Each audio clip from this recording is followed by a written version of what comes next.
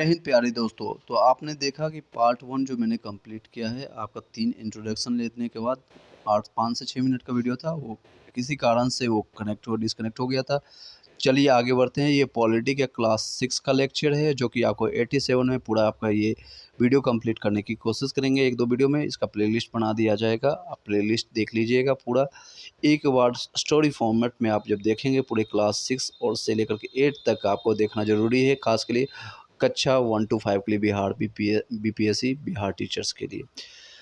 चलिए टॉपिक चलते हैं। निशान अहमद में 2 या 3 अंतर कौन से हैं? तो दोनों की उम्र और पढ़ाई में भी अंतर है। निशान एक 5वीं कक्षा का छात्र है, वहीं निशान अहमद इंजीनियरिंग का छात्र है। दोनों की धार्मिक और सामाजिक पृष्ठभूमि भी अलग है। जहाँ निशान अहमद किशनगंज का एक मुसलमान है, वहीं निशान पटना का एक हिंदू है। इन सभी अंतरों के बावजूद दोनों में दोस्ती हुई, जो कि अच्छी बात है। इस प्रकार हमें देखते हैं कि खान-पान, पहनावा, धर्म, भाषा, रंग, रूप आदि इस विभिन्नता होते हुए भी दोनों मित्रता के एक सूत्र में बंधे हुए थे। जैसे कि एपीजे अब्दुल कलाम और अटल बिहारी वाजपेयी को भी देखने को मिलता है, जो कि बड़े लेवल पर एक राष्ट्रपति रहे हैं और भारत के प्रधानमंत्री भी रहे थे। वैसे राष्ट्रपति वैसे प्रधानमंत्री शायद ही अब इंडिया को देखने को मिलेगा। रीजन वाइज है, दोनों कुमारे थे, दोनों देश के लिए अपनी जान को निछावर किए, अपने पूरा जीवन देश को समर्पित किए। That's a good things, you will have to be find out such a kind of person. Now the next point. प्रश्न, उन त्योहारों की सूची बनाएं जो निशान अहमद एवं निशान मनाते होंगे। तो उनकी सूची क्या है? आपको पता ही होगा। निशान अहमद यानी कि ईद मनाते होंगे, बकरीद मनाते होंगे, और निशान जो हिंदू धर्म से हैं, होली, दीपावली, छठ, ये सारे पर्व मनाते होंगे। अब आगे पॉइंट पर चलते हैं। ये सारे देखिए हाइलाइट किए हुए, उसको हम दोबारा और अच्छे से समझेंगे। विविधता हमारे जीवन को समृद्ध करती है, यानी जितनी भी विभिन्नता है, ये सबसे अच्छी बात है इंडिया की। विविधता में भी एकता, यानी अनेकता में भी एकता है। जैसे निशान अहमद और निशान दोनों दोस्त बने, ठीक जो वैसे ही आपके भी साथी होंगे जो आपसे भी कुछ कुछ अलग होते हैं, कुछ ना कुछ अगर हिंदू ही कास्ट के हैं या फिर मुस्लिम ही कास्ट के होंगे, कुछ ना कुछ इवन घर में भी देखने को मिलता है, अपने माता पिता में कुछ ना कुछ भिन्नता होती है। अपने शायद घर में भी अलग अलग, देखिए ये सारी चीज़ें आपने शायद अपने घर में भी अलग तरह का खाना खाया होगा, उनके साथ त्योहार मनाए होंगे, उनका रहन-सहन थोड़ी बहुत उनकी भाषा भी सीखी होगी। इसी प्रकार विभिन्न प्रदेशों के खान-पान भी में अंतर देखने को मिलता है। बिहार के लोग लिट्टी-चोखा पसंद करते हैं, वहीं पंजाब के लोग मक्के की रोटी और सरसों की साग पसंद करते हैं। तो ये क्वेश्चन आता है, इसलिए इसको हाइलाइट किया गया है। बिहार के लोग लोग क्या खाते हैं? तो लिट्टी-चोखा उनका पसंदीदा होता है और फ़ेमस होता चीज़ है, आइटम्स, और पंजाब के मक्के की रोटी और सरसों की साग। वहीं पश्चिम बंगाल के लोग मछली और चावल बड़े चाव से खाते हैं। दक्षिण भारत के राज्य जैसे कि तमिलनाडु, केरल, आंध्र प्रदेश के लोग इडली, डोसा और सांभर खाना पसंद करते हैं। ये आपको पिक्चर यहाँ पर देखने को भी मिल रहा होगा। ये देखिए, इन राज्यों का व्यंजन इस प्रकार है। जैसे बिहार का लिट्टी चोखा ये हो गया, बंगाल का मछली चावल हो गया, दक्षिण भारत का इडली डोसा जो कि प्रसिद्ध माना जाता है। और ये देख सकते हैं आपका ये थाली इस तरह से बनता है। गुजराती थाली इस तरह से बनता है, पूरा भरा रहता है थाली में। और जेठालाल जो कि आपको कैरेक्टर दिखा होगा, जेठालाल, उसमें आपका ये कैरेक्टर है तारक मेहता का उल्टा चश्मा में, वो हमेशा कुछ न चटपटा सा खाना खाने के लिए तत्पर रहता है। गुजराती थाली भरा पड़ा, और ये दक्षिण भारत के इस तरह से थाली आपको देखने को मिलते हैं। चलिए नेक्स्ट पॉइंट पर हम चलते हैं, एक-एक पॉइंट समझानेंगे। एक-एक चीज़ें हम आज तक पढ़ेंगे, आपको कहीं भी भटकने की कोई ज़रूरत नहीं पड़ेगी। चलिए नेक्स्ट पॉइंट्स क्या है, इस तरह से है। इतना ही नहीं, विभिन्न राज्यों के रीति-रिवाज, त्योहारों में भी विभिन्नता मिलती है। जहाँ बिहार का एक मशहूर पर्व छठ है, पश्चिम बंगाल का दुर्गा पूजा, महाराष्ट्र का गणेश उत्सव और केरल का ओणम। ये क्वेश्चन आता है और कंपटीशन में भर के आती है, भर-भर के आती है। भर-भर के मतलब कि हर जगह पूछी जाती है। बिहार का सबसे मशहूर मशहूर यानी प्रसिद्ध पर्व कौन-सा है? तो छठ पर्व, पश्चिम बंगाल का दुर्गा पूजा, महाराष्ट्र का गणेश उत्सव और केरल का ओणम।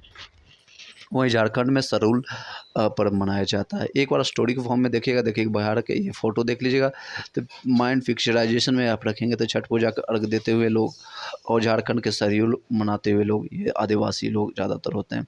ये केरल में ओणम के अवसर पर नौका दौड़ लगाते हैं, इन कॉम्पिटिशन होता है, और इसमें पंजाब में लोहड़ी मनाते हुए ये सारे लोग हैं।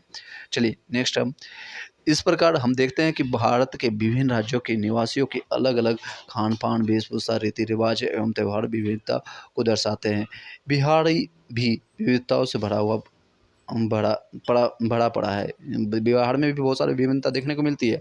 जैसे गंगा के उस पार मैथिली बोली जाती है, उनका खान-पान अलग होता है, और इस प गंगा के इस पार मगही बोली जाती है, हिंदी बोली जाती है। फिर भोजपुर के साथ भोजपुरी, आरा आस पास उसमें भोजपुर बोली जाती है, भोजपुरी बोली जाती है। तो चलते हैं और बात है, अनेक प्रकार का खाना खाते हैं, अलग-अलग त्योहार मनाते हैं, भिन्न-भिन्न धर्मों का पालन करते हैं। जैसे मिथिलांचल के लोग जब भोजपुर के निवासियों से संपर्क में आते हैं तो दोनों एक दूसरे की बोलचाल, खान-पान, रहन-सहन, रीति-रिवाज, त्योहारों आदि से परिचित होते हैं। एक दूसरे का सम्मान करते हैं, उन्हें एक हद तक अपनाने की भी कोशिश करते हैं। इस तरह की विविधता हमारे जीवन को समृद्ध करती है, यानी ये हमें मजबूती प्रदान प्रदान करती है। इसी तरह बिहार के लोग जब भारत के अन्य राज्यों जैसे दिल्ली, मुंबई, पश्चिम बंगाल, हरियाणा, गुजरात में काम एवं अथवा व्यवसाय करने जाते हैं तो वहाँ के स्थानीय लोगों की भाषा, रहन-सहन, रीति-रिवाज, खान-पान, त्योहारों का प्रभाव उनके जीवन पर पड़ता है। तो देखते होंगे बिहार के लोग जब बाहर मुंबई या फिर गुजरात या फिर दिल्ली काम करने के लिए जाते हैं तो वहाँ की भाषा, वहाँ का टोन लेकर के आ जाते हैं और आस-पास में गाँव में खूब अपना बकैती झाड़ते हैं। बकैती तो समझते होंगे आप, बिहार के लोग या यूपी के लोग। प्रश्न अब क्या है, विभिन्नता हमारे जीवन को कैसे समृद्ध करती है? तो कैसे समृद्ध करती है तो आपने बताया होगा, मैंने अभी-अभी बताया, शिक्षक के साथ चर्चा पर कर लीजिए। तो अभी मैं बता देता हूँ, यही हमारी समृद्धि लाती है, अलग-अलग भाषा सीखते हैं, अलग-अलग खान-पान सीखते हैं और हमें एक ज्ञान मिलता है और भी नॉलेज मिलता है, और जिससे हम नॉलेज एक पावर के रूप में, एनर्जी के रूप में काम करता है। चलिए, विविधता के प्रति सम्मान। यह कहानी एक आवासीय विद्यालय में पढ़ने वाले 4 मित्रों की है, जो कक्षा 9 के छात्र हैं। इनके नाम नवीन, रफ़ी, शालिनी एवं रोबिन हैं। ये देखिए सब अलग-अलग नाम है, अलग-अलग धर्म से हैं। नवीन यानी हिंदू धर्म से, रफ़ी यानी मुस्लिम धर्म से, शालिनी हो सकता है क्रिश्चियन, और रोबिन क्रिश्चियन है, रोबिन आपका क्रिश्चियन है। तो चलिए आपको ये सारी चीज़ें बताएँगे। एक चीज़ बताना चाहूँगा आपको, आने वाले टाइम में इस चैनल पर आपको सारे 1 टू 5 और 9 से 10th वाले के लिए ए जीके जीएस का सारा कंटेंट आपको देखने को मिलेगा। तो आप चैनल को सब्सक्राइब कर लीजिएगा, लाइक कर लीजिएगा, नो डाउट आपको हेल्पफुल रहेगा। इनकी भाषा की भी अलग-अलग है। जहाँ नवीन हिंदी बोलता है, वहीं रफ़ी उर्दू शब्दों का ज़्यादा उपयोग करता है। शालिनी जहाँ पंजाबी बोलते हैं, शालिनी यहाँ पर पंजाबी है।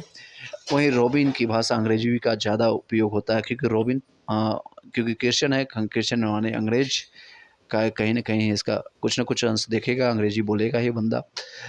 सबकी भाषा अलग-अलग होने के बावजूद सभी अच्छी हिंदी बोल लेते हैं, आपस में अच्छे मित्र भी हैं।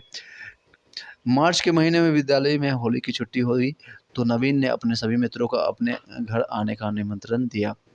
होली के दिन सभी नवीन के घर पहुँचे। नवीन और उनके माता-पिता के बच्चों का जोरदार स्वागत किया, और सभी बच्चों ने घुल मिल-जुल कर के रंग खेला एवं एक-दूसरे को अबीर गुलाल लगाया। अंत में नवीन की माँ सारे बच्चों को खाने पर बैठने के लिए कहा।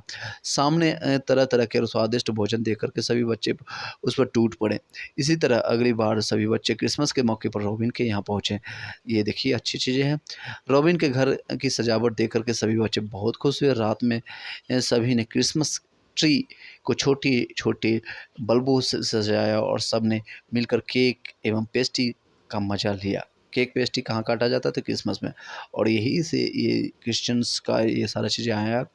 खाने खाने के बाद बच्चों ने नाच-गान का आनंद लिया। ये देखिए राजगीर भ्रमण के लिए कई लोग गए हैं। आपका राजगीर ये गौतम बुद्ध का पिक्चर है। नाच-गान का आनंद लिया। अगली सुबह नाश्ते पर रोबिन के पिता ने बताया कि हमारे देश में सभी धर्मों के लोग रहते हैं, अलग-अलग मातृभाषा बोलते हैं, पर सभी एक-दूसरे का भी सम्मान करते हैं। हमारा त्योहार क्रिसमस भी यही संदेश देता है। अमीर हो या गरीब, छोटा हो या बड़ा, चाहे किसी भी धर्म को मानने वाला हो, सभी को एक-दूसरे को मिल-जुल कर के इस त्योहार का आनंद लेते हैं। That's a good things. प्रश्न है, अपने माता-पिता या शिक्षक की सहायता से एक कहानी लिखें जो विविधता में एकता को दर्शाती है। इसी कहानी को आप लिख सकते हैं। आप गर्मी की छुट्टी में कहाँ जाना पसंद करते हैं और क्यों? तो यहीं राजगीर चले जाएँगे, आस-पास में है। लगभग 2 साल के पहले की बात है। मध्य विद्यालय सारंगपुर जिला भोजपुर के एक बच्चे एक बार भ्रमण के लिए राजगीर गए। ये देखिए बच्चे सारे गए हैं भ्रमण के लिए, राजगीर भ्रमण के लिए। कई बच्चे आपको देखने को भी मिल रहा होगा, ये छोटा बच्चा देखिए। हालाँकि ब्लैक एंड व्हाइट पिक्चर है, तो आपको देखने की कोशिश कीजिए। और जब विद्यालय के बच्चे बेनूबन पहुँचे तो तभी वहाँ के एक दूसरा परिवहन दल आया। तो मध्य विद्यालय नौहट्टा जिला सहरसा के थे। भोजपुर के बच्चे भोजपुर में बात करते हुए घूम रहे थे, तभी एक बच्चे का ध्यान सहरसा से आए हुए बच्चे की ओर गया, जो आपस में बात कर रहे थे, परंतु उनकी बात उसे समझ में नहीं आई। वह अपने एक साथी से एक दूसरे दल के बच्चे के पास गया और पूछा, आप कौन सी भाषा बोल रहे हैं? तो दूसरे दल के बच्चे ने जवाब दिया, मैं सहरसा के ज़िले का हूँ और मेरी मातृभाषा मैथिली है। दोनों दल के बच्चे एक साथ हिंदी में बात करते हुए घूमने लगे। दोनों बच्चों के बीच में काफ़ी आपस में मित्रता हुई और बच्चे जलपान के लिए अपने जब बच्चे जलपान के लिए अपने-अपने शिक्षकों के साथ बैठे तो उन्होंने बताया कि दूसरा दल जो हम लोगों के साथ घूम रहा था उनकी मातृभाषा मैथिली है। फिर शिक्षक महोदय ने बताया कि हमारे राज्य में सिर्फ़ हमारे राज्य बिहार में ये हाइलाइटेड पॉइंट ज़रूर ध्यान दीजिएगा। राज्य बिहार में ना सिर्फ़ हिंदी बल्कि भोजपुर, मगही, मैथिली, अंगिका जो कि भागलपुर के आस-पास में बोली जाती है, बज्जिका इत्यादि भाषा भी बोली जाती है। ये सारे मैंने मैप से भी समझाया, आप जाकर के मैप को देख सकते हैं। आपको ये जानकर भी आश्चर्य होगा कि पूरे भारत में 1652 से अधिक भाषाएँ बोली जाती है। क्वेश्चन आती है 16 कितनी भाषाएँ हम बोलते हैं? तो 1652 इसका स्क्रीनशॉट आप ले लीजिएगा। मैं भी स्क्रीनशॉट ले लेता हूँ, ताकि आपके लिए मैं इसको दोबारा जब व्हाट्सएप ग्रुप में आपको भेज सकूँ। चलिए नेक्स्ट पॉइंट पर चलते हैं। हम लोग बहुभाषी हैं, यानी कि बहुत सारे भाषा बोलने वाले हैं। आमतौर पर हम सभी एक से अधिक भाषाओं का इस्तेमाल करते हैं। इसलिए आप बता सकते हैं कमेंट बॉक्स में आप कितने भाषा का उपयोग करते हैं? हिंदी, भोजपुरी, मैथिली, इंग्लिश या और कोई लैंग्वेज है तो कमेंट बॉक्स में बता सकते हैं कि मेरे पास इतने लैंग्वेज का पारंगत है, मैं इतने लैंग्वेज को समझ सकता हूँ, बोल सकता हूँ। जैसे कि अगर मैं अपनी बातें करूँ, मुझे मैथिली आती है, भोजपुरी आती है, हिंदी आती है, इंग्लिश आती है, पंजाबी थोड़ी बहुत आती है। That's my language. तो आप काउंट कर लीजिएगा कितना आती है।